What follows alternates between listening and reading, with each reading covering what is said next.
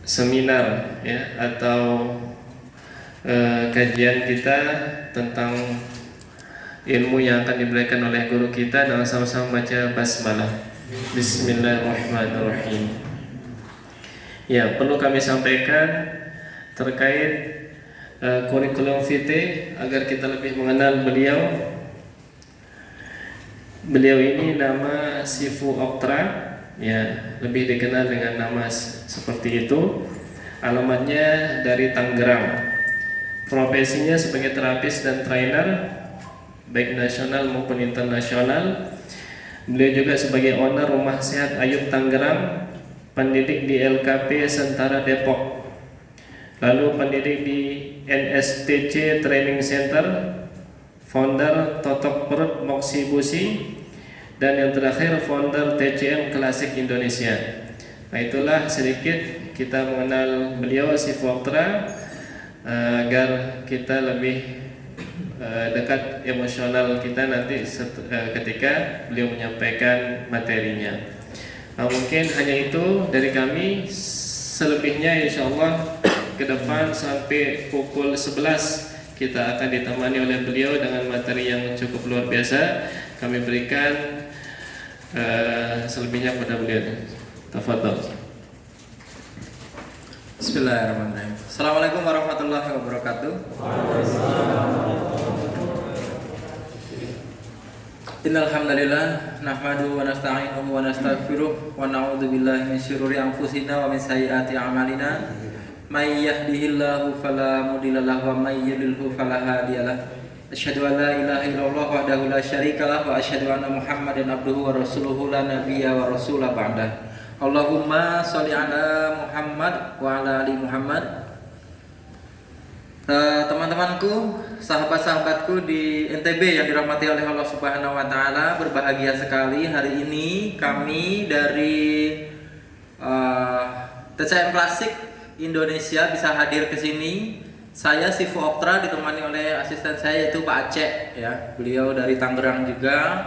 Kami sudah datang 2 hari yang lalu. Sudah menikmati indahnya Pantai Senggigi. Alhamdulillah, ya. Sudah makan plecing 2 kali. Sudah makan ikan baronang. Nah, Masya Allah. Jadi udah menikmati beberapa kesempatan di Lombok. Meskipun saya sebenarnya nggak jarang ke Lombok. Saya sudah ini yang keempat, ya. Ini adalah perjalanan saya yang keempat. Terakhir itu 3 tahun yang lalu. Jadi mungkin teman-teman belum berkesempatan bertemu saya hari itu. Saya dulu di Lombok, di Ampenan, ada kegiatan-kegiatan di sana, kemudian ke KSB, ya, Kabupaten Sumbawa Barat. Di sana juga memberikan materi-materi terkait akupuntur, bekam, dan lain-lain, yang mana hari ini insya Allah kita akan berbagi kepada teman-teman semua. Untuk itu, sebelum kita mulai, maka mari kita awali dulu dengan basmalah. Bismillahirrahmanirrahim. Mudah-mudahan dengan bacaan basmalah Allah memudahkan kita dalam menuntut ilmu. Amin ya rabbal alamin. Teman-teman yang dirahmati oleh Allah, hari ini kita akan belajar banyak. Nah, sebelumnya perkenalkan dulu, nama saya Oktra. Nama panjangnya Oktra Fardianantio. Biasa dipanggil Sifu Oktra. Teman-teman kalau mau ketemu saya di dunia maya, di Facebook ada Sifu Oktra namanya. Teman-teman bisa cari, atau di YouTube saya juga alhamdulillah sudah banyak yang mengikuti. Judulnya yaitu Sifu Oktra Official. Teman-teman nanti bisa lihat di situ, ya. Bahkan kegiatan kita hari ini insya Allah nanti kita masukin ke YouTube. Nah, nanti kegiatan kita hari ini masukin ke YouTube, dimana kita akan belajar dari pagi sampai sore. Sebelum kita mulai, saya mau tanya dulu, apakah di sini semuanya terapis? Insya Allah. Banyak juga ya terapis di Lombok. Orang Lombok semua atau ada yang dari luar dari Lombok? Dari mana antum? Bima. Jauh, Bima mah ke KSB lebih dekat harusnya, ya. Iya. Kalau Bapak dari Kalimantan itu, Masya Allah, ya. Ada yang jauh lagi? Antum? Nusa Tenggara Timur. Tangerang Timur? Enggak, Nusa Tenggara Timur. Oh, Nusa Tenggara. Oh, Nusa Tenggara Timur. Kata saya memang nggak ada Tangerang Timur. Pengen pulang. Itu ya, Nusa Tenggara Timur. Masya Allah, alhamdulillah. Nah, yang lainnya dari Lombok semua ini. Ibu-ibu Lombok semua. Oh, KTP-nya Tangsel. Bisa kesasar di sini ya, Bu? Alhamdulillah. Rata-rata teman-teman terapis apa ini? Campur-campur ya, bekam. Yang bisa bekam mana? Bekam. Bisa bekam, alhamdulillah. Yang bisa akupuntur? Bisa akupuntur. Alhamdulillah, cuma satu orang aja nih. Terapis totok punggung mana totok punggung? Banyak totok punggung ya. Ada terapis refleksi ada nggak?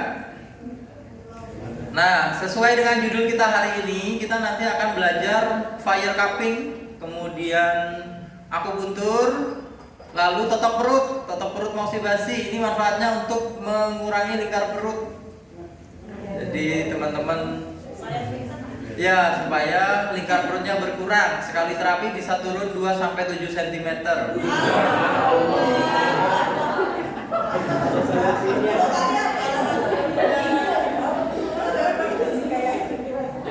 Dan kalau cukup waktunya refleksi dasar. Akan tetapi memang begini teman-teman, karena waktu kita cuma 1 hari, biasanya satu materi ini kita berikan satu pertemuan gitu ya, sehingga kita tidak bisa memberikan materi atau ilmunya secara utuh, tapi kita akan memberikan part-partnya saja, artinya bagian-bagiannya, atau mungkin kalaupun praktek itu mungkin hanya sebagai contoh aja seperti itu. Tapi saya akan memberikan gambaran, karena materi yang kita akan bawakan hari ini itu sangat penting, di mana kita akan membahas pengobatan tradisional Chinese medicine ya, TCM.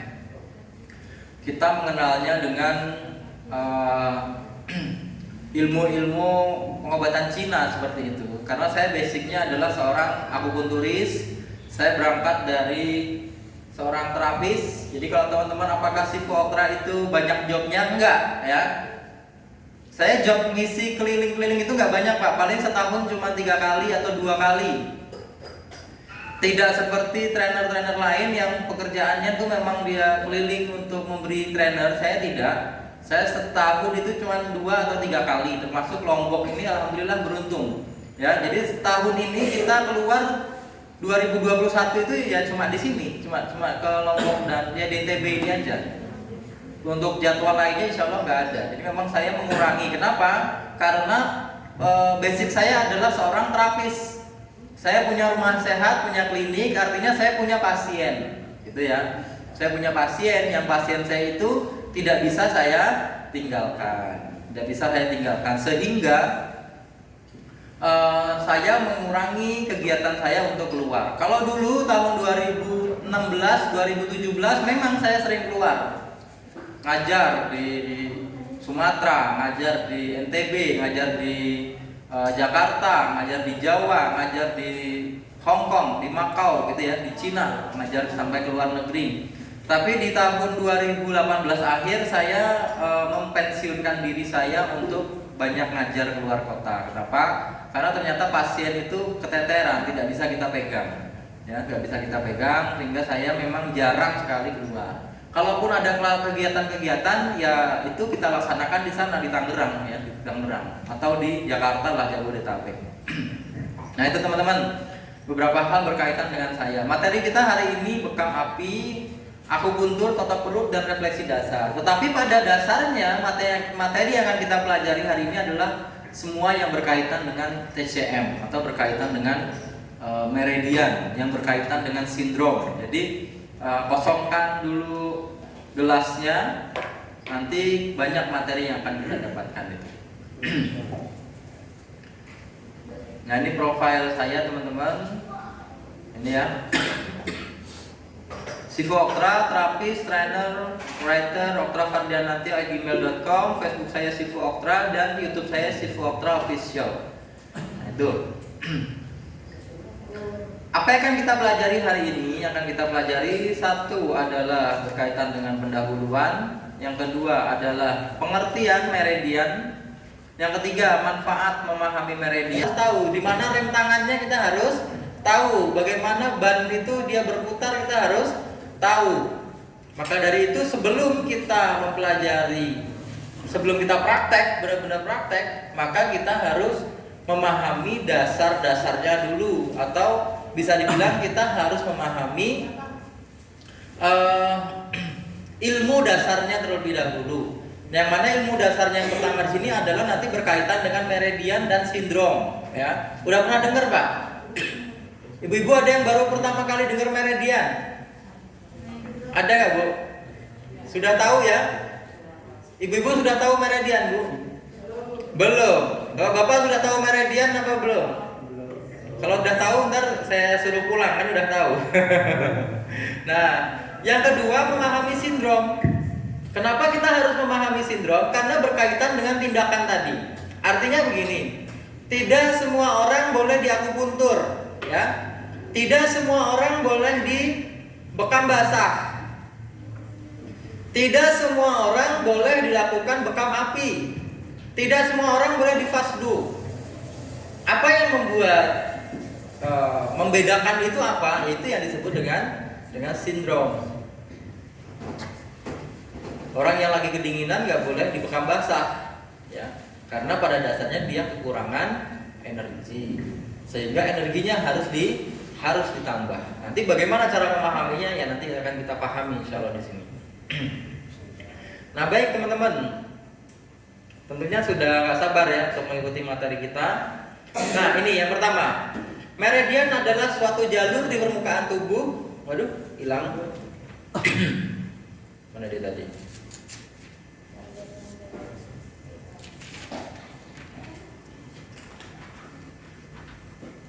Nah, ini ya. Meridian adalah suatu jalur di permukaan tubuh atau di bawah kulit dan otot yang merupakan jalur mengalirnya qi dan energi. Aduh, kenapa dia jalan sendiri nih? Bentar, dia jalan sendiri. Gini aja, tutup dulu.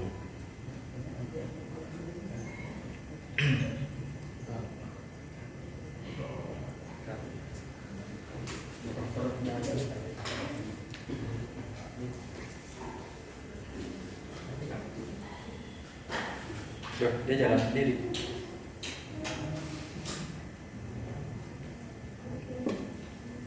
Bentar. Ini dia. Oh, hilang teman-teman. Hilang ya? Apa yang bikin dia hilang?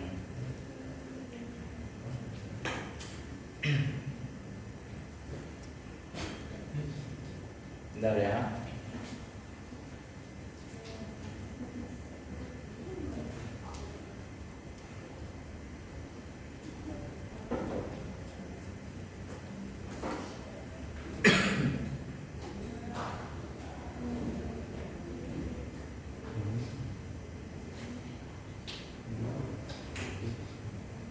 Gak mau. Kenapa nih? Ini jalan ya? Jalan terus. Pakai manual aja. Bentar. Caranya gimana kalau pakai manual? Display setting. Pakai spidol, icon. Agak ini.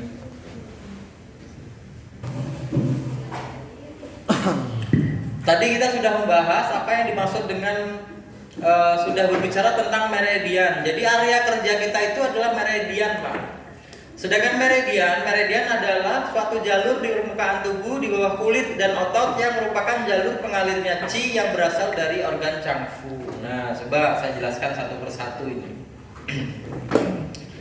Jadi yang dimaksud meridian adalah jalur di permukaan tubuh. Jadi di bawah tubuh kita ini ada sebuah jalur. Bukan jalur saraf, bukan jalurnya otot gitu ya. Bukan merupakan pembuluh darah, tetapi adalah meridian. Letaknya ada di bawah kulit dan di bawah otot. Kalau dihitung jumlahnya ada 361 titik. Nah, Masya Allah, banyak banget ya. Ada 361 titik jumlahnya yang disebut dengan meridian. Contoh, teman-teman, menekan titik meridian. Contohnya di sini. Nah, coba tangannya dibuka seperti ini.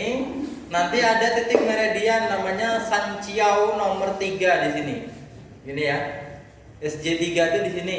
Kalau ditekan dia terasa sakit.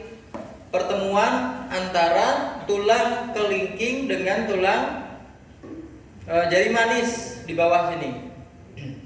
Ini ya. Ini namanya Sanqiao. Coba salah satu maju, antum maju tan. Nah. Di sini ya.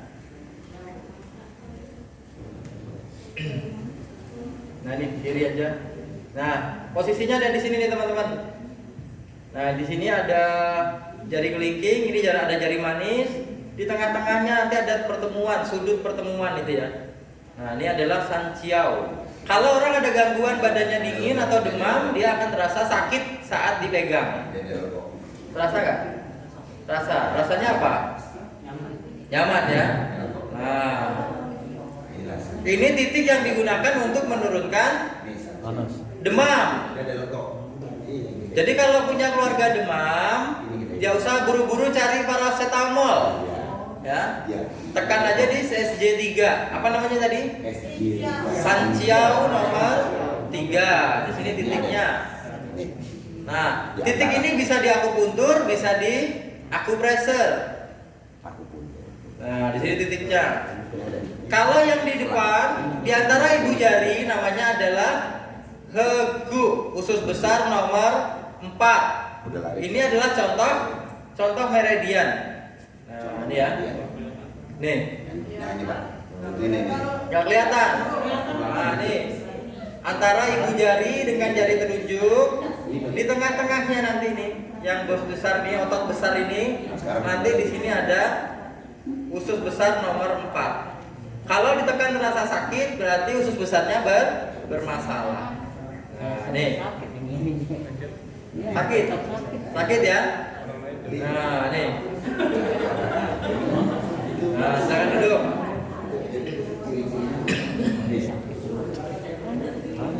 Nah, itu meridian ya teman-teman ya. Coba semuanya gini. Nah, semua tangannya ke atas. Kemudian ibu jarinya nih Pak. Ibu jarinya ditaruh di garis ini. Taruh di garis ini. Taruh garis ini ya. Kemudian ditekuk. Nah, tekukannya ini adalah Hegu LI4. Ditekan, dipijat. Nah, ditekan, dipijat. Sekarang coba pegang tangan temennya. Ya, dipijat, temannya dipijat. Pijat.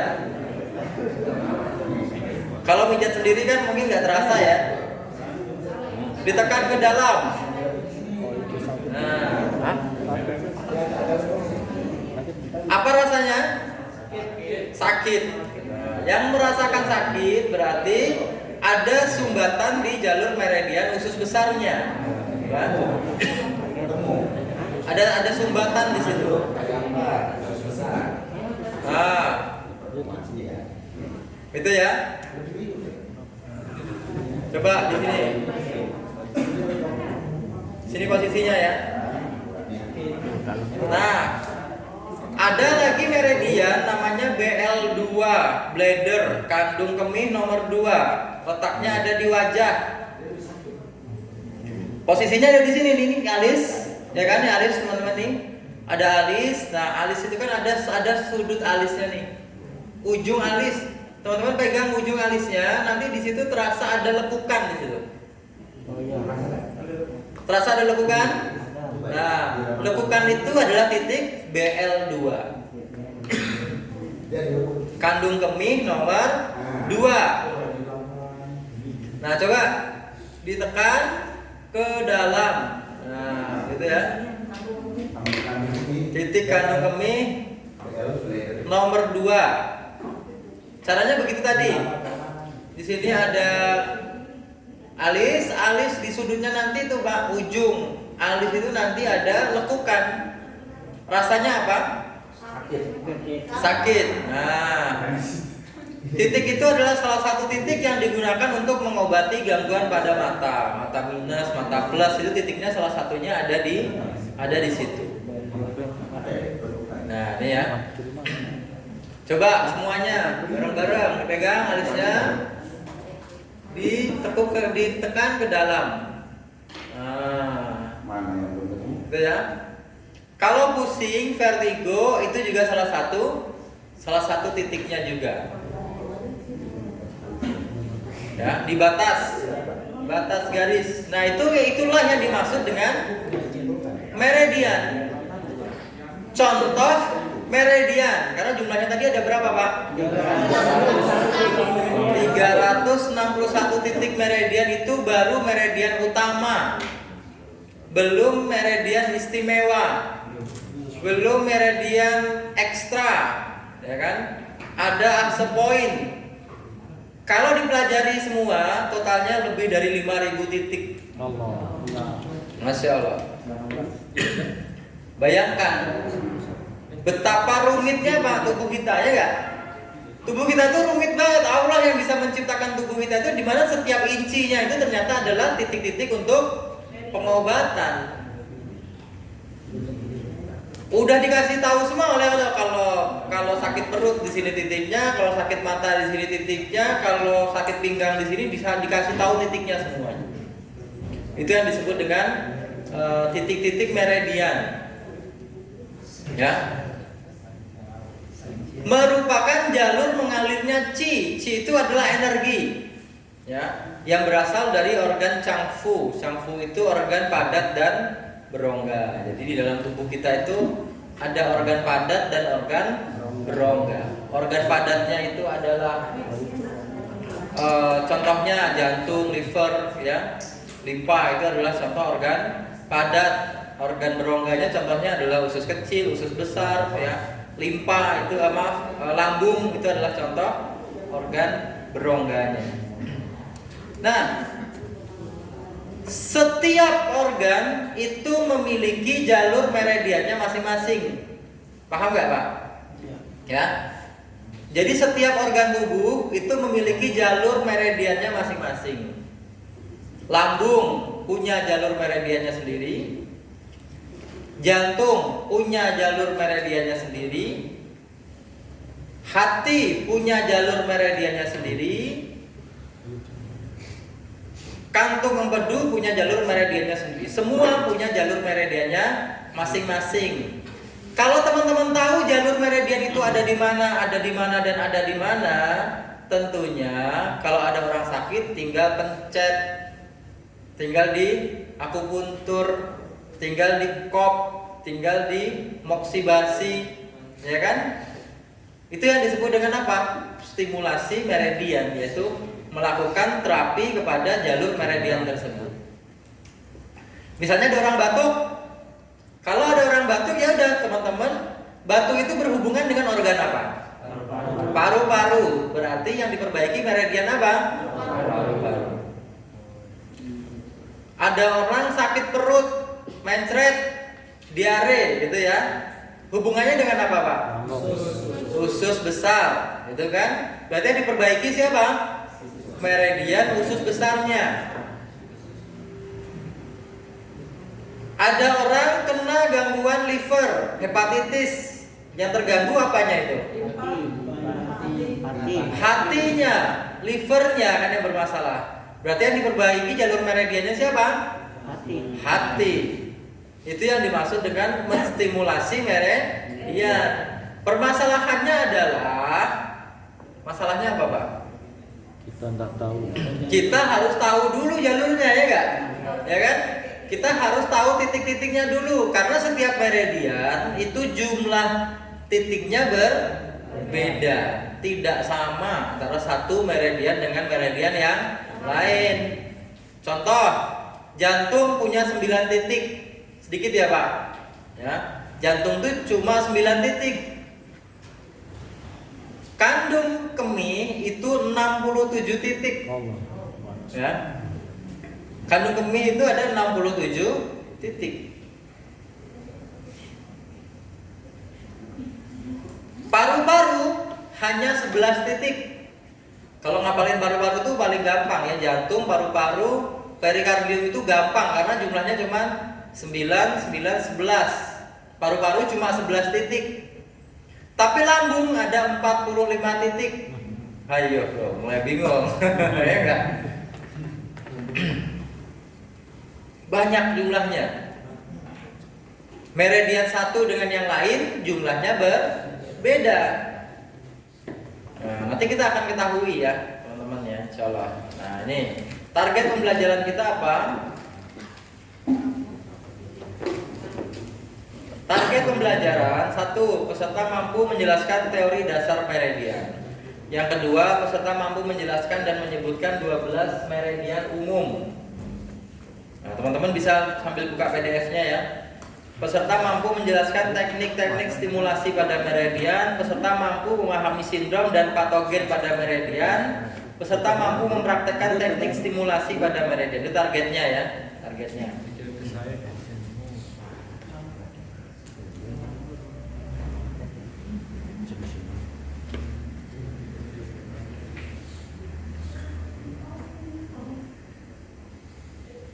Nah,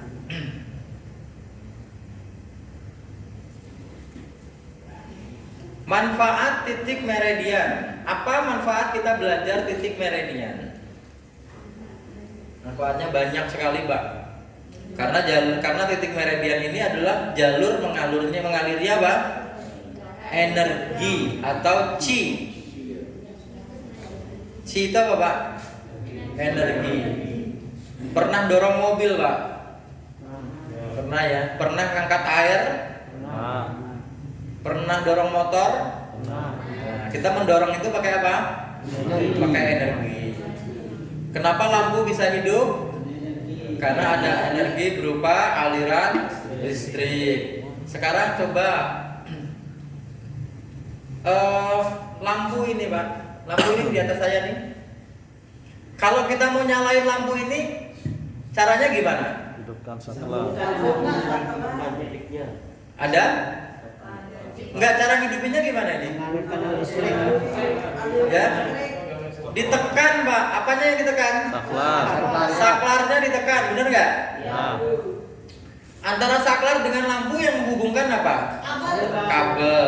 Ya, di dalam kabel itu ada apa? Listrik. Ada listrik. Pernah nggak bapak-bapak hidupin lampu itu langsung dari sininya? Ya, nggak pernah. Pasti pakai saklar. Sama dengan tubuh kita. Tubuh kita itu jantung adanya di mana, Pak? Jantung di mana jantung? Sebelah kiri. Di dada ya, di dada sebelah kiri menjorok ke tengah. Itu posisi jantung kita itu di sini nih. Ya. Besarnya sebesar kepalan tangan kita masing-masing. Jadi kalau yang tangannya gede ya ke jantungnya besar. Kalau yang tangannya kecil berarti ukuran jantungnya kecil. Sebesar itu, sebesar. Jadi jantung saya segini. Kalau jantungnya Bapak besar karena tangannya besar, gitu kan? Nah, jantung kita ukurannya segini. Gangguan pada jantung bukan berarti jantungnya kemudian yang langsung dibongkar, dipijat-pijat, enggak, ya kan? Tapi ada jalurnya yang disebut dengan meridian. Usus besar ada di mana, Pak? Usus besar di mana? Bawah mana? Bawah jempol apa Jawa? Ada di perut gitu ya. Perut nih. Usus besar kita itu posisinya ada di perut. Nah, di perut kita ini ada usus besar. Kalau sakit perut, yang dipencet apanya, Pak? Apakah usus besarnya kita pencet? Tidak ya, tapi apa aja? Jalurnya. Ibarat tadi, Pak, mau hidupin lampu ini kita harus saklarnya ada di luar, saklarnya ada di dalam. Ya, saklarnya ada di mana? Mungkin tergantung yang mau ngebangun ada di mana. Tetapi tubuh kita sudah dirancang oleh Allah. Itu jalur meridiannya antara satu orang dengan yang lain itu posisinya sama. Ya, letaknya sama, posisinya sama, cuman ukurannya nanti yang berbeda. Nah, itu.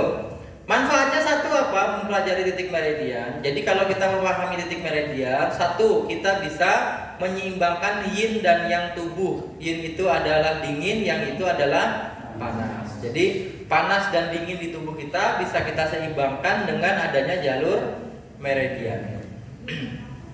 Jadi panas dan dingin tubuh kita itu bisa kita seimbangkan dengan adanya meridian. Yang dimaksud dengan orang sakit itu apa, Pak? Orang sakit itu gimana? Karena tidak seimbang tubuhnya. Ya, nggak seimbang ya. Kelebihan panas itu disebut sakit, kelebihan dingin juga disebut sakit. Pernah demam nggak, Pak? Nah, demam itu kelebihan panas atau kelebihan dingin? Kelebihan panas, jadi badannya panas. Nah, karena kelebihan maka tidak sehat. Pernah kolesterol, Pak? Jangan pernah ya. Nah, orang kena kolesterol itu kelebihan apa kekurangan? Kelebihan apa? Kolesterol, ya kan? Kelebihan lemak di darah. Maka nggak sehat. Karena apa? Karena kelebihan. Ada penyakit namanya autoimun. Nah, autoimun tuh imunnya berlebihan. Jadi penyakit. Jadi aneh tubuh kita itu. Kalau kelebihan kita sakit, kalau kekurangan kita sakit. Maka yang bagus bagaimana? Seimbang, yin dan yang-nya seimbang. Nah, tugas kita sebagai terapis itu adalah menyeimbangkan antara yin dan yang itu. Kalau ada pasien badannya dingin, berarti diapain, Pak? Dihangatkan, dipanaskan. Pakai apa? Ya, pakai kop api ini. Contohnya nanti kita praktek ya. Pakai kop api. Kalau ada orang pasiennya badannya panas, diapain? Dibekam basah, pinter ya. Karena antara bekam api dengan bekam basah itu memiliki fungsi yang berbeda. Beda fungsinya. Sekarang karena udah belajar, tidak semua orang dilakukan bekam basah. Ada sebuah hadis yang mulia yang mengatakan seperti ini. Ya, tidaklah aku melewati suatu kaum. Berbekamlah kalian pada tanggal 17, 19, 21. Jangan sampai darah bergejolak membunuh salah satu di antara kalian. Gitu ya. Benar nggak Pak hadisnya begitu, Pak? Kita ulangi ya. Bunyi hadisnya itu begini. Berbekamlah kalian tanggal 17, 19 atau 21.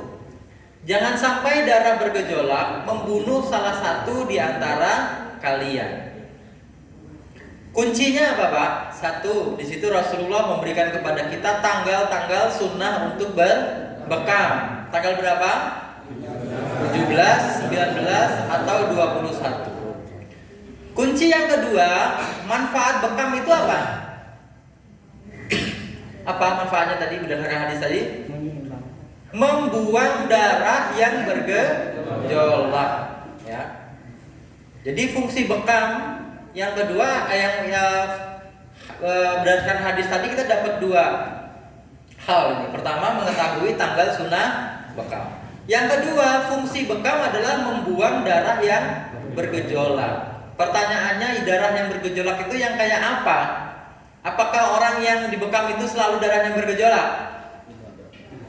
Bener gak, Pak? Orang yang dibekam itu pasti darahnya bergejolak. Benar atau salah? Salah, ya. Apakah semua yang ada di sini darahnya sedang bergejolak? Tidak. Kalau dicek nadinya, nanti ada itu nadinya yang kuat, ada yang pelan. Nadi liver itu ada yang kencang, ada yang pelan. Yang nadinya kencang berarti darahnya bergejolak. Tapi yang nadinya pelan berarti darahnya sedikit. Tidak boleh dibekam. Jadi berdasarkan hadis itu, yang boleh dibekam hanyalah orang-orang yang apa, Pak? Yang darahnya bergejolak. Pertanyaannya sekarang, gimana kita tahu orang itu darahnya bergejolak apa enggak?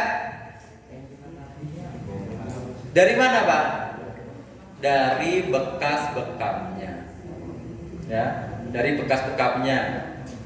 Itu Ustadz jidatnya hitam, bekas bekam. Ya kan? Warna hitam seperti itu menandakan bahwa darahnya bergejolak. Ya. Paling bagus dibekam basah. Karena apa? Karena darahnya bergejolak di situ, Pak. Demam, demam.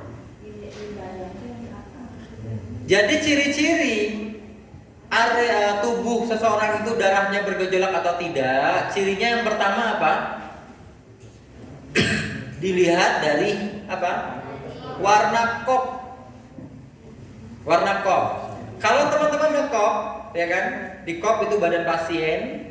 Kemudian warna kopnya itu kan udah di kop nih. Kalau ngekop biasanya berapa titik, Pak? 9 titik, ada yang 15 titik gitu ya. Ada yang cuma 4 titik, ada yang cuma 5 titik. Nah, kira-kira dari ke 15 titik atau 9 titik tadi, apakah semuanya merah apa enggak, Pak? Tidak, ya kan? Ada yang warnanya merah, ada yang warnanya pucat, ada yang hitam, ya enggak? Ada yang keunguan. Loh, kenapa bisa beda-beda gitu? Pernah mikir gak, Pak? Kenapa bisa berbeda? Karena sumbatannya berbeda. Ada yang tersumbat karena sumbatannya itu berupa panas, ada yang tersumbat karena sumbatannya itu berupa dingin. Ya. Jadi antara satu orang dengan yang lain itu bekas kopnya itu beda. Bahkan satu badan, teman-teman ngekop 9 titik itu titiknya itu beda. Yang di pinggang pucat, yang di pinggang ke atas merah gitu kan. Atau yang dari bahu ke bawah itu merah, yang bahu ke atas sampai leher itu dia pucat. Beda ini. Kenapa bisa seperti itu? Karena sumbatannya berbeda. Sumbatannya berbeda. Yang warnanya merah kehitaman itu dikeluarkan darah. Karena apa? Berdasarkan hadis Rasulullah tadi, jangan sampai darah bergejolak membunuh salah satu di antara kalian. Berarti yang merah-merah tadi itu artinya ada darah bergejolak di situ. Harus dikeluarkan. Yang warnanya pucat, jangan dikeluarin darah, Pak. Lemes. Ya, lemas. Lalu diapain? Ambil kop api, ya kan? Karena dia dingin di situ, dilakukan kop api. Nah, jadi sekarang orang terapis KSB, NTB kemana-mana bawa 2 alat, Pak, buat ngebekam, ya kan? 1 bawa kop basah, 2 bawa kop api. Ribet amat gitu ya. Kita ini sudah mengabdikan diri kita sebagai terapis, pengabdi masyarakat. Jangan sampai kita seperti cuma pengen orang itu enak aja gitu, Pak, ya. Karena ada 2 macam terapis ini. 1 dia adalah penyehat, 2 pengobat. Ya. Ada 2 orang nih. Kita mau pilih yang mana? Pilih sebagai penyehat atau pengobat? Kalau penyehat itu ya sekedar bikin sehat aja, bikin seger, itu namanya penyehat. Kalau pengobat, kita datang, pasien sakit, kita pulang dia harus sembuh. Ya, minimal ada perubahan. Dari mana kita bisa jadi pengobat? Dengan ilmu. Benar gak? Ya, dengan belajar. Makanya di sini tadi menyeimbangkan antara yin dan yang. Kalau teman-teman datang ke klinik kami di Tangerang, itu jarang sekali kita melakukan bekam basah. Dari misalnya dari 100 pasien yang datang setiap bulan, itu yang berbekam basah itu nggak lebih dari 5 orang. Ya. Tidak semua kita lakukan bekam basah. Banyak yang dilakukan bekam kering, banyak yang dilakukan bekam api, banyak yang diakupuntur. Kenapa? Karena kebutuhan satu orang dengan yang lain itu berbeda. Kebutuhan antara satu orang dengan yang lainnya itu beda. Kalau saya butuh di bekam basah, belum tentu antum juga butuh. Sesuaikan dengan apa? Sindromnya. Nah, ini yang pertama, menyeimbangkan yin dan yang. Yang kedua, melancarkan qi dan qie. Qi itu apa? Energi. Qie itu apa, Pak? Darah, ya. Menyeimbangkan energi dan darah. Karena pada dasarnya orang sakit itu 1 karena energinya buruk, ya. Kedua karena gangguan pada darah.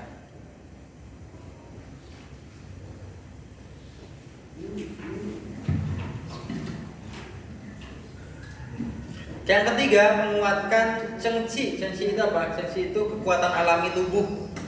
Jadi tubuh kita itu memiliki kekuatan alami yang disebut dengan cengci, ya. Cengci itu kekuatan alami. Yang kalau kita memiliki cengci yang bagus, maka tubuh kita akan sehat terus, Pak. Jadi menekan atau menstimulasi pada meridian tadi fungsinya untuk menguatkan kekuatan alami tubuh kita. Yang keempat, mengobati berbagai keluhan dan penyakit. Nah, itu ya. Nah, ini baik. Yang berikutnya. Baik. Yang berikutnya, teman-teman. Konsep aliran Qi pada 12 meridian umum. Konsep aliran Qi pada 12 meridian umum. Jadi meridian umum di tubuh kita itu jumlahnya ada 12, ya, ada 12. Ada 12 meridian umum di tubuh kita. Konsepnya yang pertama, 3 meridian yin tangan berjalan dari dada menuju ke tangan. Jadi di tubuh kita itu ini ya. Nah, saya kasih contoh, teman-teman. Ini.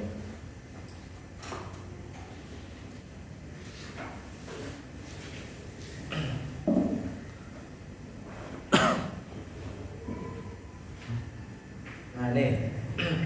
Jadi yang pertama, meridian itu dia mengalir dari atas sampai bawah, ya. Meridian di tubuh kita itu semuanya mengalir dari atas sampai bawah.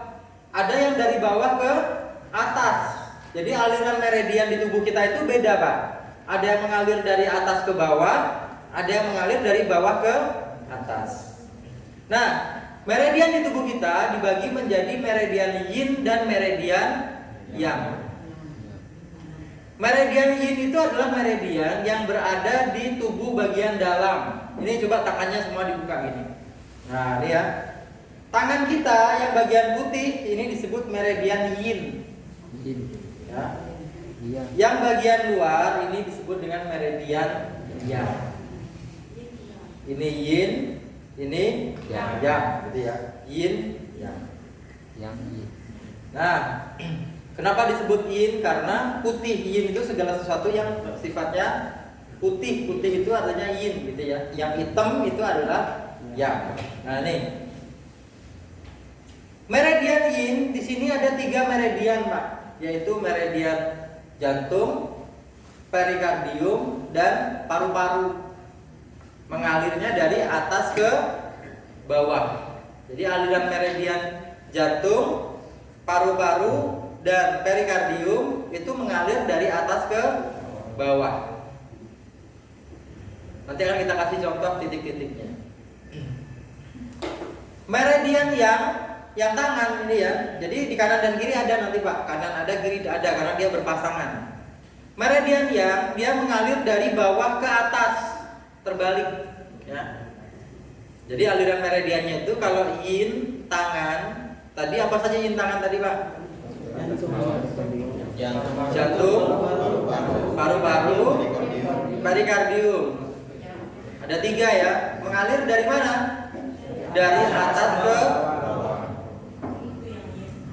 Yang tangan itu juga ada 3, ya, ada 3 juga, yaitu meridian usus besar, lalu tri pemanas, dan usus kecil. Ada 3 juga. Apa aja tadi? Usus besar, tri pemanas, dan usus kecil. Tri pemanas tadi yang kita sebut dengan sanjiao, ya, kita sebut dengan sanjiao. Mengalir dari bawah ke atas, berakhir di kepala.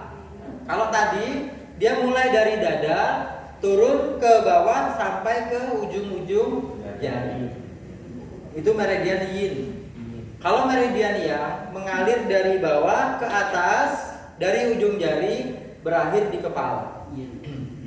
Ya, yang tangan. Jadi ada berapa tadi yang tangan, Pak? 3. Ada 3. Yaitu meridian usus besar, tri pemanas, sama usus kecil. Kalau mau belajar meridian itu nggak cukup setahun 2 tahun ya. Apalagi ini cuma sehari. Lalu ada meridian yin kaki dan yang kaki. Ya. Yin kaki ada 3, yang kaki juga ada 3, sama. Yin kaki itu berarti yang dia ada di mana, Pak? Ada di kaki bagian dalam nih, yang tidak kena matahari, disebut dengan yin kaki. Nah, yang kaki meridian yang ada di luar, ini ya, yang kena matahari. Meridian yin kaki mengalir dari bawah ke atas. Perbedaan jalur meridiannya itu ya, Pak. Jadi dia mengalirnya dari mana? Dari bawah ke atas.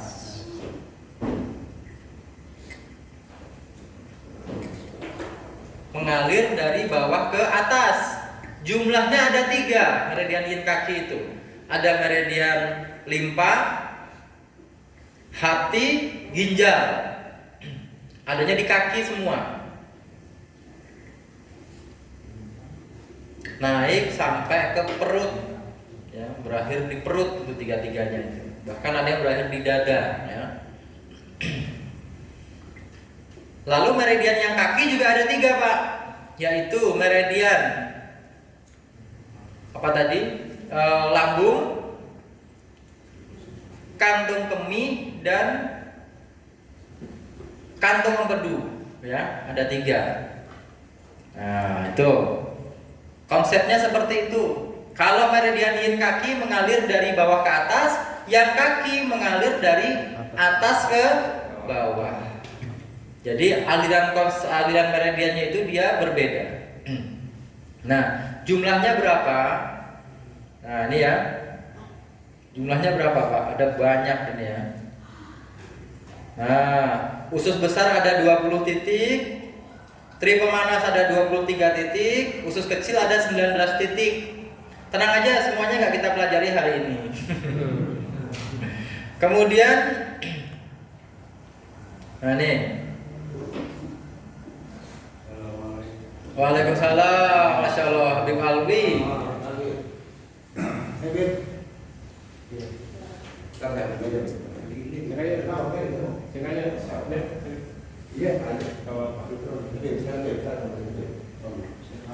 Masya Allah. Ahlan wa sahlan, Bib. Ahlan wa sahlan. Betul, Ustaz, lanjut. Ya. Nah, meridian paru-paru itu ada 11 titik. Perikardium itu apa, Pak? Selaput jantung, ya, pembungkus jantung itu ada 9 titik. Kemudian jantung itu ada 9 titik. Kemudian ada meridian, nanti prakteknya nanti ya. Kita teori dulu, pusing dulu aja, Bu, nggak apa-apa. Ya.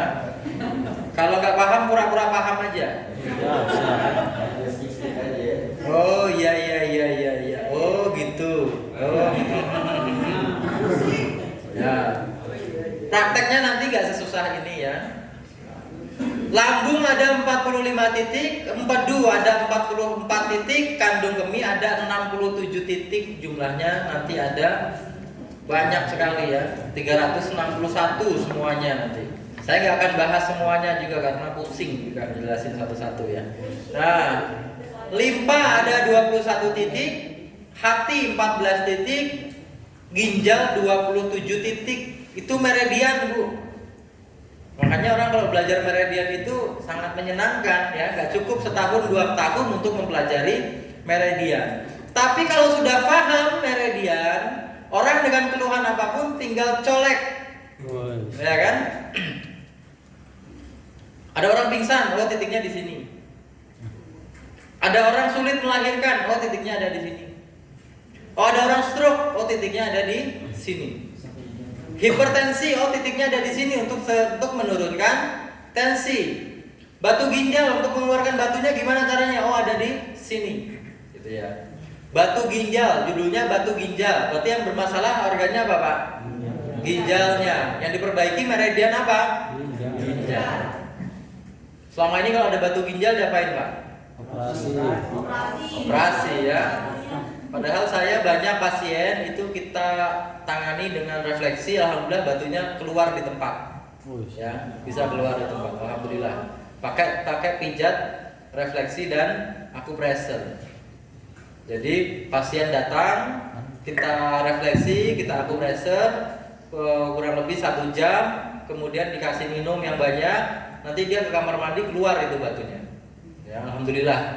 Karena pakai jalur meridian ginjal sama kantung kemihnya diperbaiki supaya ginjalnya itu dia terangsang untuk bereaksi mengeluarkan batunya itu. Gitu ya, insya Allah. Nah, ini adalah alur meridian tadi Pak. Jadi yang saya bilang ada yang 14, ada yang 45, ada yang 67 itu seperti ini, ya. Ruwet nggak Pak? Ruwet ya. Kalau disuruh ngapalin sekarang hafal nggak? Mendingan pulang aja ya.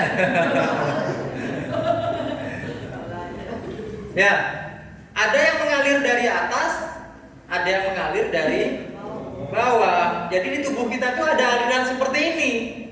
Tahu nggak selama ini Pak? Nggak tahu ya kan? Atau tidak menyadari karena nggak kelihatan itu jalur-jalur itu. Jadi jalur-jalur ini tidak terlihat, tetapi dia ada. Yang paling panjang itu adalah jalur meridian kandung kemih, itu paling panjang. Nih Pak, saya kasih tahu meridian kandung kemih itu ya.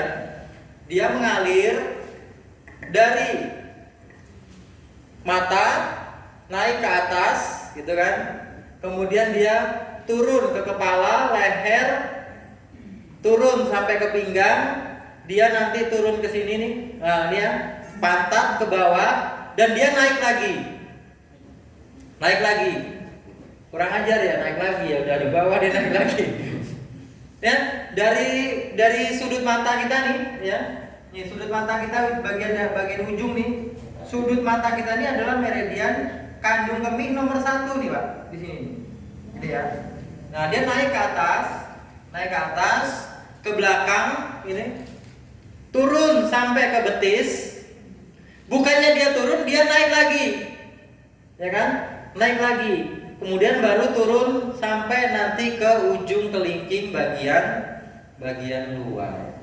Paling panjang itu ada 67 titik. Makanya meridian kandung kemih lah yang biasa kita pakai untuk bekam, untuk topung gitu ya. Itu pakai meridiannya kandung kemih. Kenapa? Karena titiknya paling banyak dan paling banyak manfaatnya itu di meridian kandung kemih. Pernah dapat pasien prostat nggak Pak? Prostat itu apa? Turun berok ya. Kalau bahasanya NTB apa Pak turun berok itu? Hernia ya. Bahasa sini apa nyebutnya? Turun berok itu kondisi di mana kandung kemihnya turun atau usus besarnya menekan perkemihan gitu ya. Jadi kandung kemihnya skortumnya itu dia besar gitu ya, jadi bengkak gitu. Itu kalau di dalam teori meridian titiknya itu ada di BL 5758 di sini Pak titiknya, di tengah-tengah betis ini. Ini ya. Nah, coba kalau ada orang kena hernia atau prostat ya, gimana? Kalau udah dioperasi ya udah sulit. Udah nggak bisa lagi kita. Ya. Itu di tengah-tengah betis nanti ada titik namanya BL 5758. Nah, itu ditekan diperbaiki nanti insya Allah dia bisa naik lagi. Nah, ini ya. Nah, ini contoh meridiannya, Pak. Nah, ini ya. Ini adalah contoh meridian. Meridian lung itu artinya adalah paru-paru. Kemudian perikardium itu adalah selaput jantung. Meridian perikardium paru-paru itu mengalir dari atas ke bawah. Ini yang saya sebut mengalir dari atas ke bawah itu ya. Nomor 1-nya adanya di sini nih Pak. Ya. Ini nomor 1 namanya Chungfu, kemudian Yunmen, kemudian turun sampai ke sudut ibu jari. Ada di situ. Coba kita cari titiknya. Nah, cari titik paru-paru nomor berapa ya? Nomor 5 aja lah yang gampang gitu ya. Nomor 5 itu adanya di sini, Pak. Di sini nih. Ya. Coba teman-teman. Nah, lipat tangannya gini. Lipatnya ke depan. Nah, lipatnya ke depan begini kan. Nah, jangan begini. Kalau begini nanti ketemu meridian jantung. Ini miliknya jantung, ini miliknya paru-paru. Di sini nanti ada lipatan, ya enggak? Ada ujung lipatan di sini. Coba di sini lipatan tangan ya. Nah, ini ya. Kan tangan kita tekuk begini nih, kita lipat ya. Ada ujung lipatan ini. Nah, ujung lipatan ini adalah meridian paru-paru nomor 5. Coba salah satu maju, antum gantian. Oh, antum tat yang dari Kalimantan boleh. Nah, sini kan. Nah, ini ya. Nah, ini posisinya ada di sini nih. Nah, ini teman-teman buka, udah ketemu titiknya dibuka, kemudian ditekan. Nah, ini ya. Kalau ditekan terasa sakit, berarti ada sumbatan di situ. Nah, ini. Sakitan. Nah, ini ya. Nah, ini posisinya nih. Ditekan terasa sakit, berarti ada sumbatan. Kapan sumbatannya hilang? Ketika ditekan terasa sakitnya berkurang. Ini adalah paru-paru. Kalau bagian dalam, titiknya jantung. Tadi paru-paru kan di sini nih, ya. Ini paru-paru dilipat. Sekarang bagian dalam, ini miliknya jantung. Ini ya, di sama ujung lipatan ini, kemudian dilepas. Sakit mana paru-paru atau jantung? Sakit paru-paru berarti. Nah, ya, teman-teman ya, kita buktikan paru-parunya ditekan sakit, tapi jantungnya ditekan nggak sakit. Berarti yang bermasalah apa? Paru-parunya bermasalah. Nah, ditekan sampai terasa sakitnya, sampai terasa hilang. Tekanannya ya sesuaikan dengan kemampuan pasien aja. Searah jarum jam atau berlawanan jarum jam bebas, ya. Insya Allah bisa yang paru-paru. Nah, ada yang punya asma di sini? Sesak nafas. Ya, sesak nafas, asma ada yang punya? Habib Alwi, maju Bib, coba Bib. Nah, minta tolong Bib, maju Bib. Insyaallah. Ya. Udah ini. Salam Bib. Duduk boleh. Atau duduk di depan aja, duduk depan Bib. Biar kelihatan.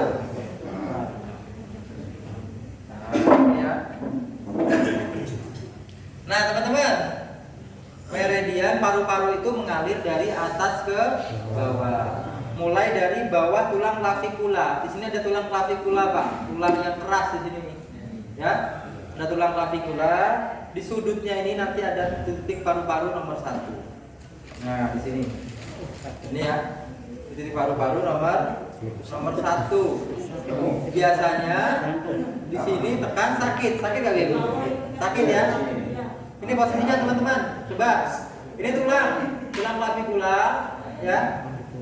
Di sudut sini, sudut pertemuan antara tulang klavikula dengan tulang bahu kan ada di tengah-tengah tuh. Nah, posisinya ada di situ. Nah, di sini. Ini ya.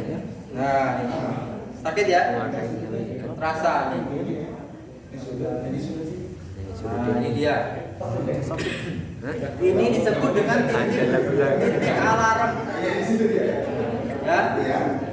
Ini disebut dengan titik alarm. Titik alarm itu adalah titik di mana kalau ditekan terasa sakit, berarti paru-parunya bermasalah. Lalu turun ke bawah. Ke bawah sini kan ada banyak titik. Sampai ketemu nanti titik paru-paru nomor 5 tadi. Nah, ada di sini posisinya. Nah, ini ya. Nah, di sini posisinya nih. Bagian luar. Ketemu dengan turun lagi nanti ketemu dengan paru-paru nomor 9. Nomor 9 itu di bawah pergelangan, tepat di pergelangan tangan. Tepat di pergelangan tangan nomor 9. Ya, tepat di pergelangan tangan. Ada cekungan di situ. Nah, ini ya. Sakit nggak Lid? Rasa ya. Nomor 10 ada di perut ibu jari. Ini perut ibu jari nih Pak. Ini perut ibu jari ya. Ini adalah perut ibu jari di tengah-tengahnya. Nah, ini tengah-tengah seperti ini. Paru-paru nomor 10 dan seterusnya. Sudah gitu. Kalau jantung, nah beliau tanya kalau jantung di mana? Jantung itu titiknya yang pertama itu di bawah ketiak. Ya, titik jantung nomor 1 itu di bawah ketiak nih, ada ketiak. Kemudian teman-teman pegang ketiaknya, tarik. Nah, ini ya. Ini nomor 1 di sini. Dipegang ketiaknya, ditarik. Ya, tarik ke dalam. Yang kedua, teman-teman ambil di titik yang tadi. Di sini ya. Nah, sini. Nah, ini untuk gangguan jantung. Jantung nomor 3 ada di sini. Nah. Kemudian jantung nomor 7 ada di bawah pergelangan tangan. Ya, ada di sini posisinya. Dan seterusnya. Apa? Ya, sampai nafas tadi di sini. Nanti ditokjak lagi.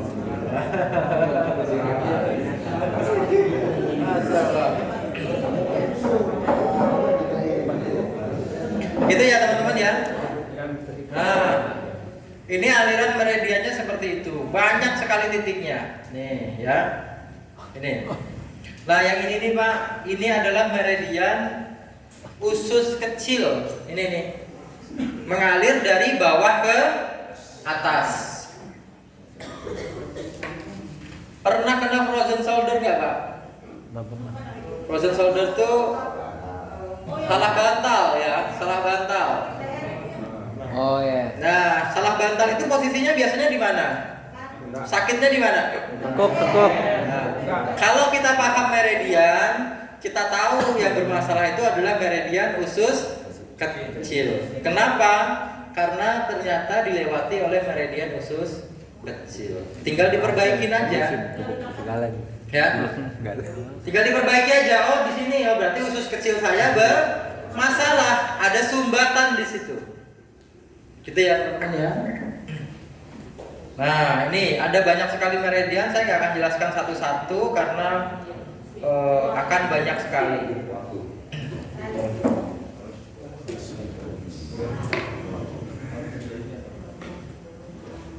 Nah, sekarang saya jelaskan teman-teman arah perjalanan Qi gini ya. Meridian lambung tadi dia akan mengalir dari atas ke bawah. Dalam kondisi patologis atau tidak normal, maka alirannya dia akan terbalik. Apa yang terjadi ketika Qi paru lambung terbalik, maka akan mengalami sendawa, muntah, mual. Jadi kalau kita punya keluhan sendawa, muntah, mual, berarti apa yang sedang terganggu? Lambung. Gangguan pada limpa, contohnya adalah diare dan prolapsus. Prolapsus itu apa Pak? Turun berok tadi ya. Kalau perempuan turun rahim. Ya, rahim atau peranakannya turun. Itu jadilah yang namanya prolapsus. Kalau gangguan pada hati, ya, kalau gangguan pada hati ada nyeri kepala, vertigo, mata merah. Pernah ngalami mata merah nggak Pak? Pernah sakit kepala, vertigo? Nah, itu gangguan pada hati. Berarti di meridian hatinya ada sumbat. Sakit hati ya. Sakit hati emang bikin sakit kepala ya Bu. Gangguan pada lambung diantaranya adalah iritasi lambung, paru-paru ya, gangguan pada paru-paru nih Pak. Jadi gangguan pada paru-paru itu bisa menyebabkan iritasi pada lambung. Mual, muntah, sendawa, nyeri ulu hati itu gangguan pada contoh gangguan pada paru-paru. Meskipun penyakit pada paru-paru biasanya cenderung batuk gitu ya. Tapi ada gangguan yang lain. Gangguan pada jantung contohnya mual, muntah, sendawa dan diare, dan gangguan pada ginjal misalnya tinjanya kering. Jadi gangguan pada satu organ bisa mempengaruhi organ yang lain. Nah, pertanyaannya selanjutnya, apa yang terjadi dengan meridian tadi? Yang pertama, adanya sumbatan energi atau chi akibat adanya patogen. Teman-teman sudah tahu patogen atau belum? Belum ya. Nah, jadi ada sumbatan energi pada meridian kita yang disebabkan karena adanya patogen. Patogen itu udara ya. Udara dari luar itu bisa menyumbat meridian kita. Udara dari luar itu bisa menyebabkan sumbatan pada meridian. Contoh, ibu-ibu pernah masuk angin nggak Bu? Pernah, sering ya. Cirinya masuk angin itu apa? Panas. Apa? Badan Perut panas. kembung, mual, pusing, apa lagi? Pusingnya karena masuk angin apa bokek Bu?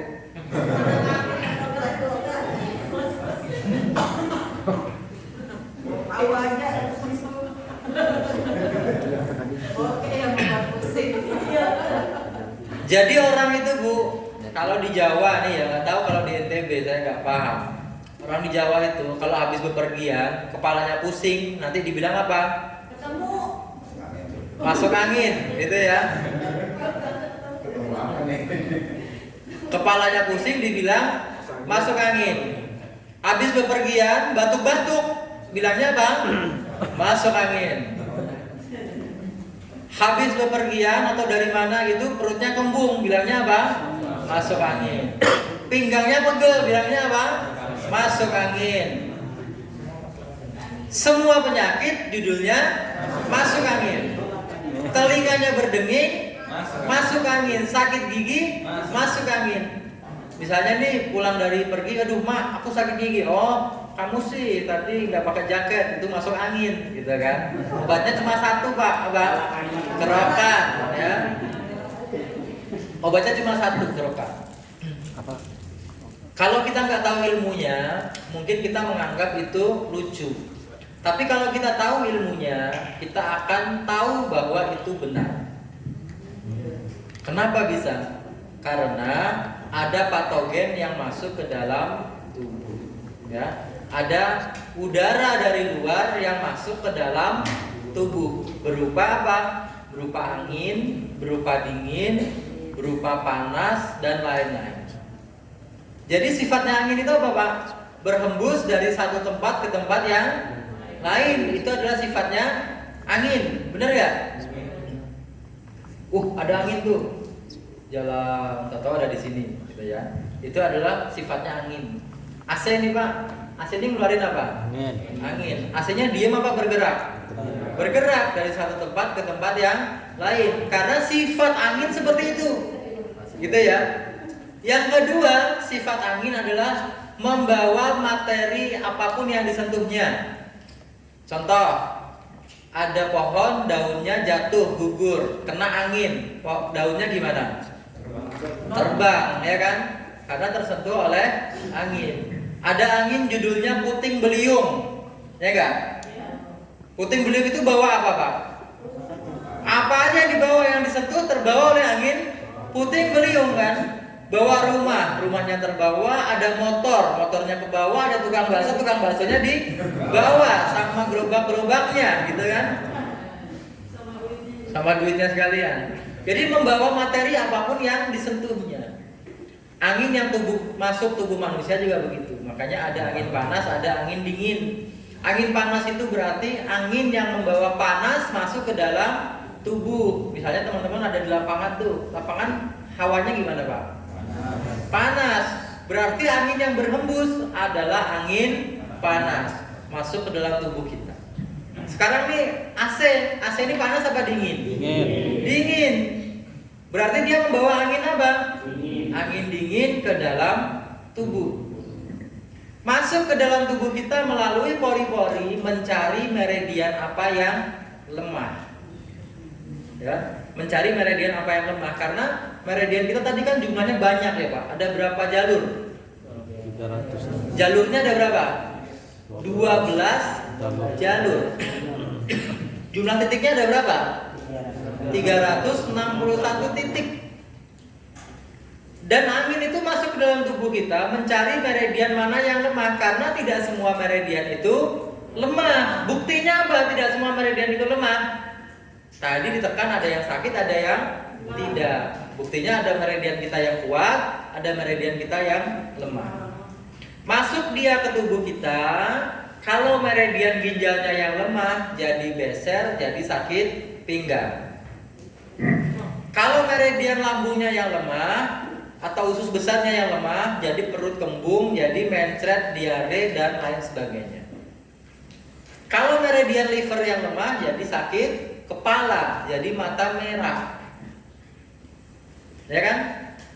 Kalau meridian paru-parunya yang lemah, jadi batuk, ya nggak Pak? Sesak napas. Kalau meridian jantungnya yang lemah, jadi nyeri jantung. Orang bilang itu angin duduk.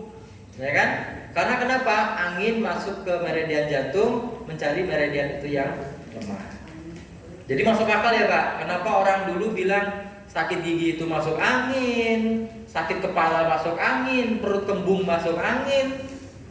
Semua keluhan orang dibilang sakit masuk angin, karena kronologinya itu seperti itu. Bayangin nenek moyang kita nggak pernah belajar TCM, tapi dia tahu. Gitu ya. Obatnya apa Pak kalau masuk angin? Rolak angin ya, kerokan, guasa. Kemudian kelemahan organ dalam yang disebabkan karena adanya emosi yang abnormal. Jadi marah kita, sedih kita, takut kita itu bisa mengakibatkan adanya penyakit di dalam tubuh. Makanya kita jangan terlalu sedih, jangan terlalu takut, jangan terlalu marah, jangan terlalu bahagia, karena itu bisa mengakibatkan gangguan kesehatan pada tubuh kita. Nah, kemudian yang terakhir adalah penyakit bawaan yang melemahkan organ. Nah ini Pak yang terakhir, karena nanti kita dibilang jam 11 harus sudah tutup ya. Nah ini sekarang jam 11, jam setengah 11.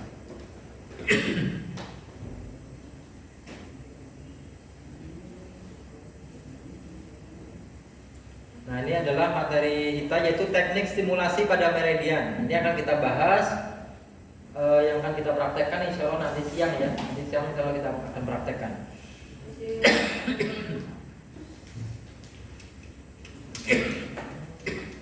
Maaf ya Pak. Saya kalau kena AC itu begini, batuk. Meridian apa berarti?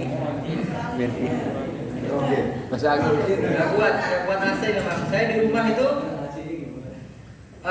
keluarga pada pakai AC, kalau tidur saya nggak pernah. Jadi saya tidurnya di depan TV ya. Karena nggak kuat AC Pak. Cenderung lembab badan saya itu. Pasti gini, jadi batuk kalau AC. Nah, nanti kita pop api. Nanti kita pop api. Nah, teknik stimulasi meridian. Artinya begini Pak. Meridian bisa distimulasi, gitu ya. Stimulasi itu artinya apa? Dilakukan terapi pada meridian. Itu artinya melakukan stimulasi atau memberi rangsangan pada meridian. Tadi kan kita tahu tuh meridian jumlahnya ada banyak ya. Ada 361 titik. Nah, meridian tadi itu bisa distimulasi atau bisa diberi rangsangan. Bisa diberi rangsangan. Rangsangan berupa apa? 1. Akupuntur, akupressure, atau tapping. Akupuntur itu pakai apa? Pakai jarum akupuntur ini ya. Pakai jarum akupuntur, ini jarumnya. Ada yang baru pertama kali lihat Pak jarum akupuntur? Ini ya. Ditusuk. Ya.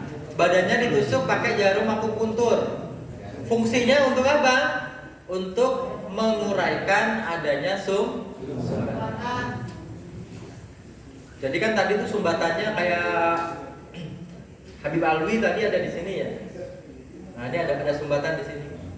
Maka itu dibuang sumbatannya pakai jarum, ditusuk pakai jarum. Iya. Supaya apa? Supaya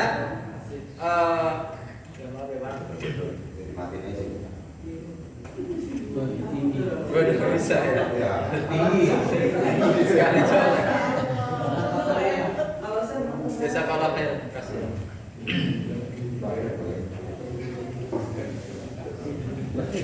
Ya, tadi ada yang ditekan di sini sakit, Pak. Ada ya? Siapa yang tadi ditekan di sini sakit? Ada. Nah, nanti ditusuk. Ya. Ditusuk pakai jarum akupuntur untuk membuang sumbatan itu. Ya kan?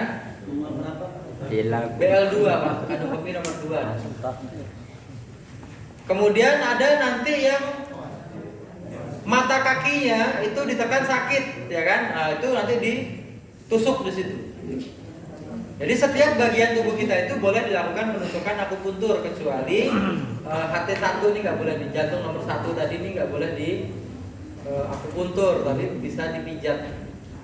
Jadi meridian bisa dilakukan akupuntur. Yang kedua, meridian bisa dilakukan akupressure. Akupressure itu berarti diapain, Pak? Dipijat atau ditekan. Contohnya tadi paru-paru nomor 10 di sini ditekan. Ini ya. Kalau ada sumbatan pada paru-paru di sini, coba teman-teman perut ibu jarinya dipegang, dipijat. Dipijat begini. Nah, ini. Sakit nggak? Sakit. Ini adalah sumbatan pada meridian paru-paru. Bisa di tapping. Tap itu apa, Pak? Tepuk, ya? Ditepuk. Ini contohnya gini, Pak. Nah, ini ya. Ditepuk begini. Tapping, di tapping. Nah, coba semua bangun, semua berdiri. Tepuk tangan.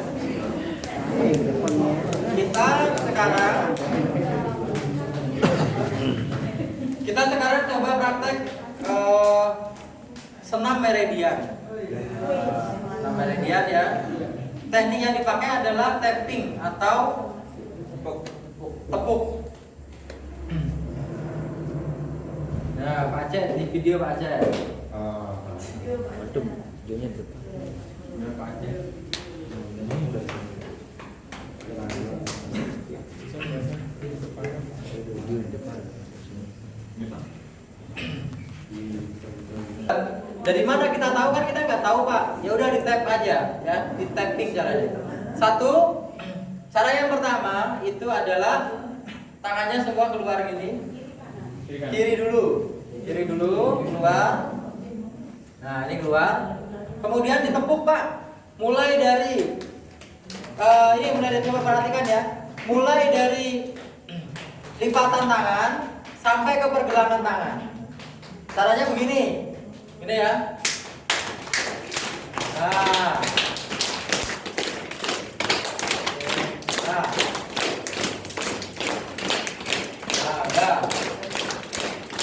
sampai dia pedas sampai merah. Nah, kalau sudah pindah ke tangan, pindah ke belakang, yang tangan pindah ke belakang. Ini ya. Nah, 1, 2, 3. Nah.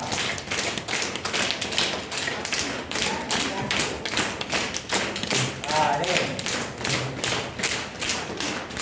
Pindah tangan sebelah. Pindah tangan sebelah. Nah.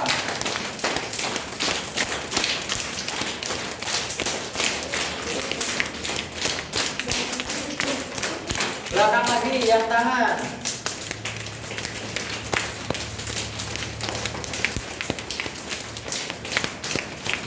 Nah, kalau sudah sekarang telapak tangannya, Pak. Nah, ini ya. Telapak tangannya.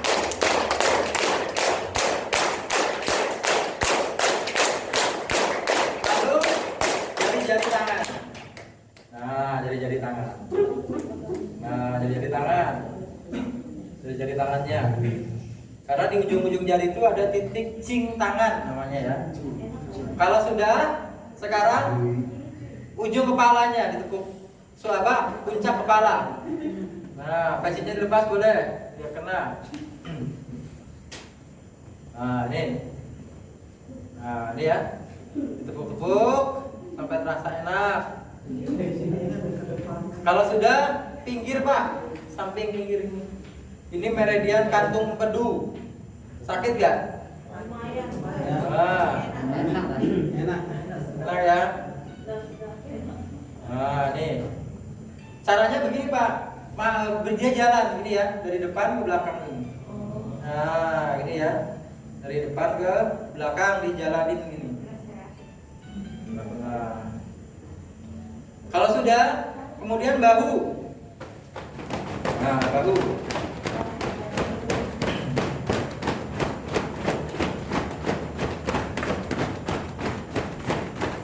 Lalu pinggang tuh begini ya. Nah, nih.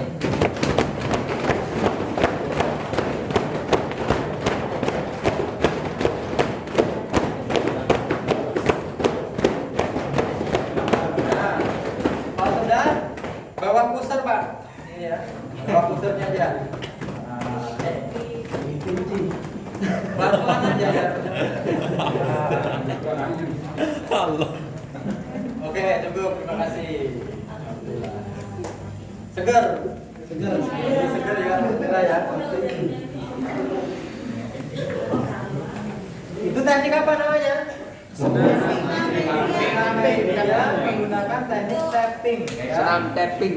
Tapping atau menekuk. Teknik yang kedua, ada yang berikutnya adalah guasa. Guasa itu apa Pak? Kerokan. Kalau orang Indonesia kerokannya pakai apa? Koin. Nah, kalau teknik yang berikutnya yaitu guasa. Kalau orang Indonesia pakai apa tadi? Pakai koin. Kalau kita pakai tanduk atau pakai ini boleh ya, pakai mika ya. Nah, jalur meridiannya dikerok gitu Pak. Ya, kerok. Tuh. Lalu ada kop seluncur. Kop seluncur juga manfaatnya adalah untuk apa? Untuk membuang angin dan kop kering. Jadi guasa, kop seluncur dan kop kering itu fungsinya adalah untuk membuang apa?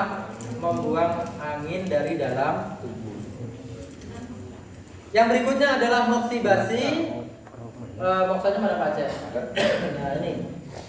Moksibasi ini adalah teknik penghangatan pakai cerutu khusus namanya moksa.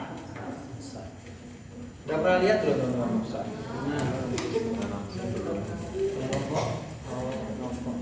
Nah, ini ya, pakai ini.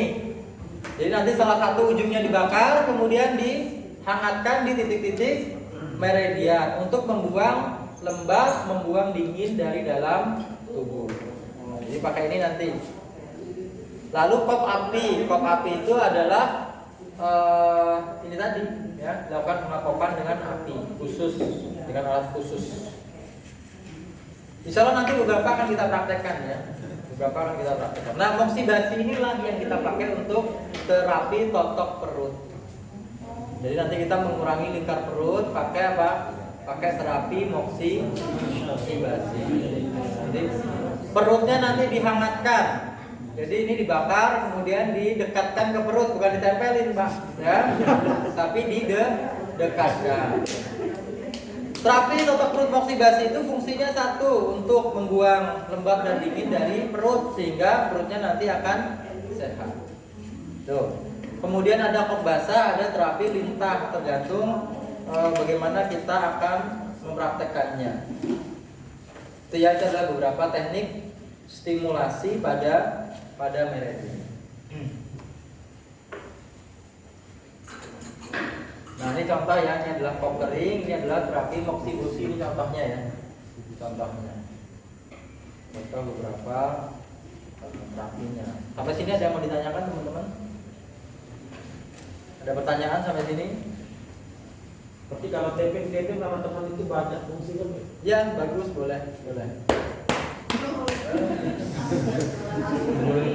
rata. Ya, banyak teman-teman mainnya kayak gitu kan.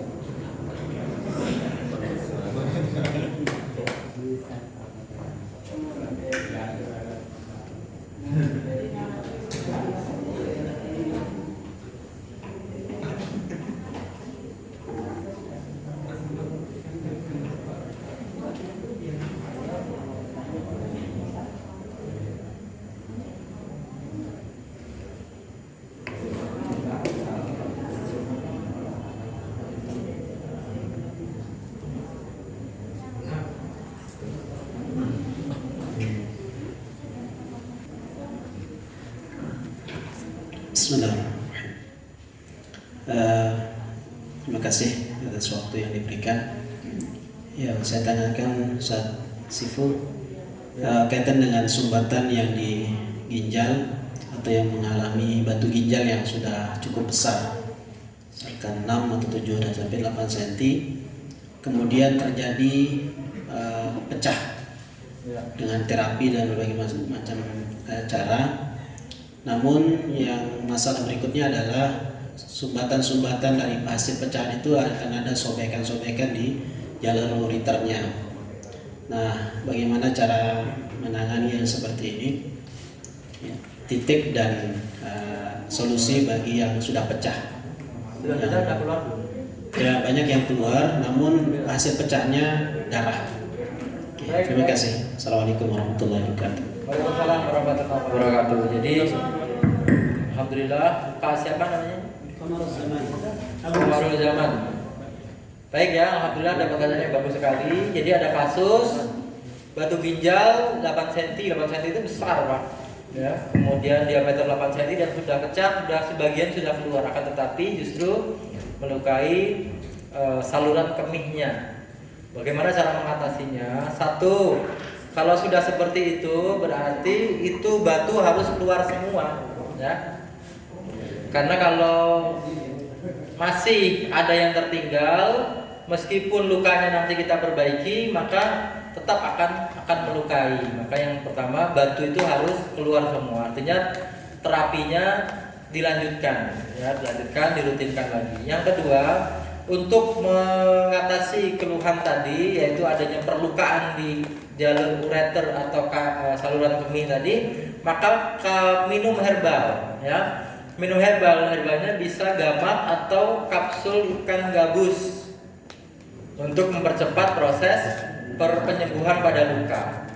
Kalau dibarengi dengan itu, insya Allah nanti cepat membaik, ya. Jadi seperti itu, dan mengurangi gula. Jadi jangan konsumsi gula dulu, karena gula akan menyebabkan adanya semakin lama untuk sembuh kalau luka itu, ya. Kalau banyak gula. Jadi teman-teman yang pernah luka, sobek atau kecelakaan atau luka operasi, hindari gula. Ya, karena lukanya akan makin parah kalau ada manis di dalam tubuh itu. Jadi untuk pasien tadi yang dia ada perlukaan di ureternya, jangan konsumsi gula, kemudian herbalnya gamat atau kapsul ikan gabus. Itu teman-teman. Yang lain ada yang ditanyakan lagi? Ya, silakan. Mic-nya ini.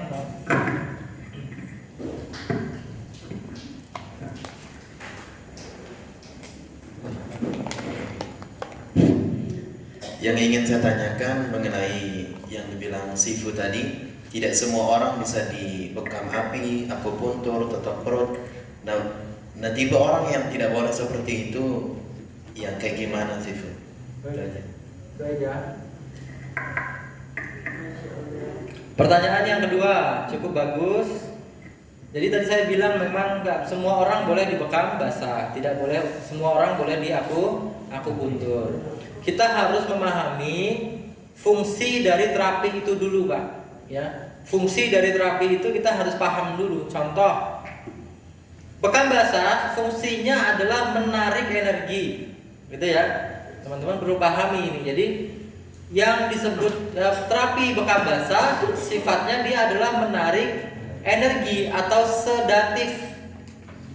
Bekam basah itu. Jadi Makanya orang yang kelebihan energi, kelebihan darah, ketika dia dibekam terasa enak badannya. Kenapa? Karena energi yang berlebihan tadi berupa angin, berupa darah itu diambil, panas dari dalam tubuh itu diambil sehingga dia seimbang. Bekam api bukan menarik energi, tapi memberi energi. Beda ya. Kalau bekam basah dia menarik energi, bekam api menambah energi. Energi apa yang diberikan, Pak? Panas. Moksibasi dia menambah energi. Berarti orang yang boleh dibekam api, yang boleh dilakukan moksibasi itu siapa? Orang yang kekurangan energi, yang badannya dingin, contohnya gitu. Itu boleh dilakukan apa? Bekam api atau moksibasi. Jadi kita harus tahu dulu fungsi dari terapi-terapi yang kita lakukan itu apa. Lintah contohnya. Lintah itu mengambil energi apa nambah energi? Menarik energi, sedatif karena dia mengambil darah dari dalam tubuh. Meskipun beruntungnya kita lintah itu dia mengeluarkan hirudin masuk gitu ya. Tetapi hirudin itu sebenarnya bukan zat yang benar-benar dibutuhkan oleh tubuh, ya kan? Tapi darah itulah yang benar-benar dibutuhkan oleh tubuh, sehingga ada orang setelah dilintah dia lemas, gitu kan? Kenapa? Karena energinya diambil. Akupuntur bisa menambah energi, bisa mengurangi energi. Tuh ya. Itu kelebihannya akupuntur. Kalau bekam basah tadi menarik energi, bekam api dia menambah energi, akupuntur dia bisa menarik energi, bisa menambah energi. Berdasarkan apa, Pak? Durasi. Ya, berdasarkan durasi. Jadi akupuntur itu pakai durasi, ya. Akupuntur lebih dari 20 menit berarti dia menarik energi. Jadi teman-teman nih misalnya nih ada pasien, ya. Ada pasien ditusuk, cecet, ditinggal ngobrol, ngopi 30 menit sejam misalnya, lemes itu pasien. Kenapa? Karena sifatnya tadi akupuntur yang lebih dari 20 menit itu adalah menarik energi atau sedatif atau sedasi. 15 sampai 20 menit tonifikasi, menguatkan. Jadi kalau ada pasien lemas, badannya dingin, 20 menit apa 30 menit Pak terapinya Pak? 20 menit karena dia kekurangan energi, maka harus ditambah energinya. Nah, itu untuk belajar itu dan memahaminya benar-benar teman-teman tentunya butuh waktu gitu ya untuk benar-benar bisa memahaminya. Itu jawaban dari saya. Ya, silakan. Yang perempuan dulu. Ya. Apa tadi yang mau nanya?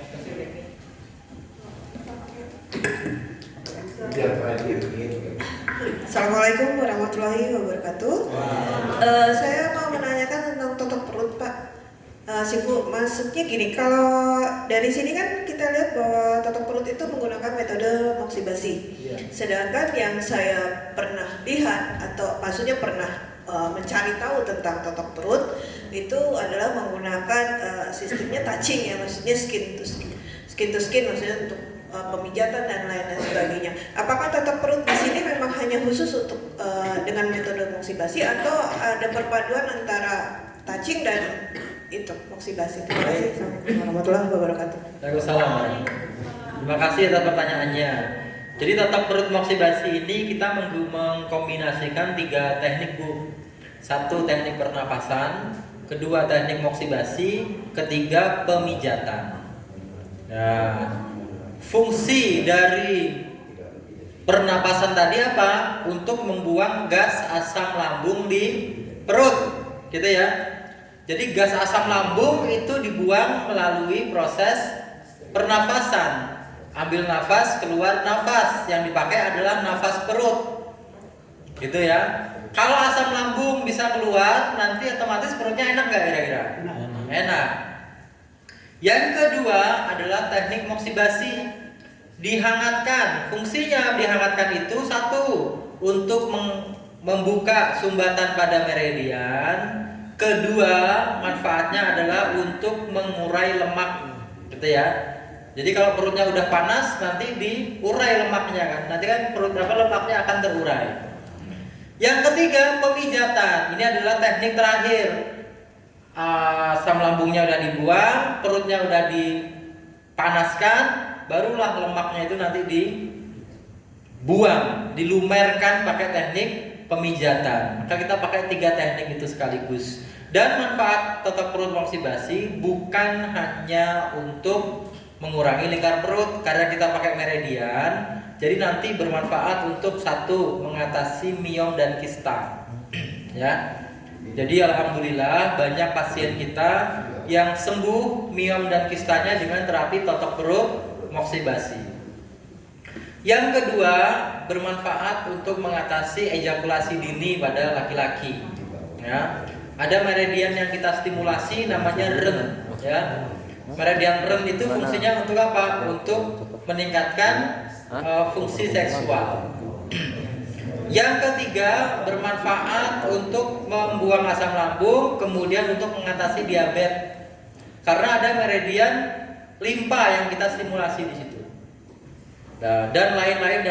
Dan yang salah satu yang cukup menarik adalah ternyata banyak testimoni itu bisa membantu program hamil.